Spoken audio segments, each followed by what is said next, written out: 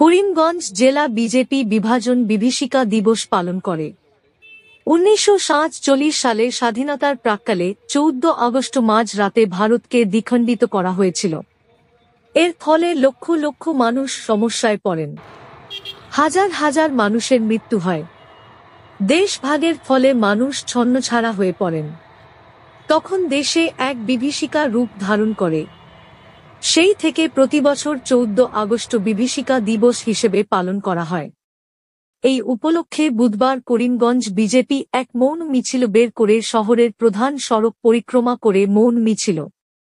এই বিভীষিকা দিবস সম্বন্ধে জেলা সভাপতি সুব্রত ভট্টাচার্য বলেন, জেলা ভারতীয় জনতা পার্টির পক্ষ থেকে আজ 14 আগস্ট বিভাজন বিভীষিকা স্মৃতি দিবস উপলক্ষে করিমগঞ্জ জেলা সদরে এক মৌন মিছিলের আয়োজন করা হয়েছে। মূলত আমরা সবাই জানি 1947 সনে স্বাধীনতার নামে এই ভারতবর্ষকে প্রথম অবস্থায় দ্বিখণ্ডিত করা হয়েছিল, আর খণ্ডিত স্বাধীনতা আমরা পেয়েছিলাম।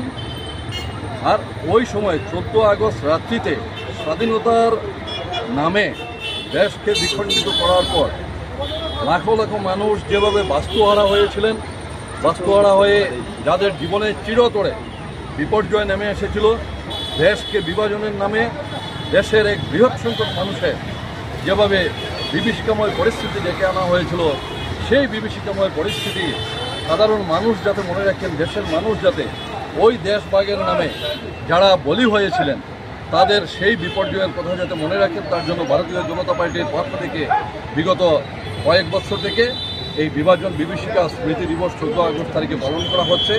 আমরা দেখেছি দেশের মাননীয় প্রধানমন্ত্রী শ্রদ্ধেয় নরেন্দ্র মোদীজি বিগত 3 বছর থেকে সরকারের পক্ষ থেকে সম্পূর্ণ সরকারিভাবে আজকের দিনটিকে বিভাজন বিভীষিকা স্মৃতি দিবস হিসেবে পালন করছেন। আমরা মাননীয় প্রধানমন্ত্রীজিকে এবং কেন্দ্র সরকারকে ধন্যবাদ জানাই।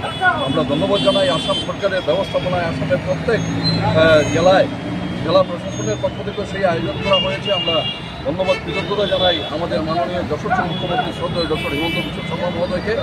সরকারের পক্ষ থেকে দেশের বিগত দিনের যে ইতিহাস, মানুষকে যে ভুল ইতিহাস পড়ানো হয়েছিল, মানুষকে যে ভুল ইতিহাস বোঝানো হয়েছিল, স্বাধীনতা সেটা আমাদের অনেক মানুষ তাদের আত্মত্যাগের কারণ অনেক শহীদ হয়েছিলেন স্বাধীনতা আন্দোলনে।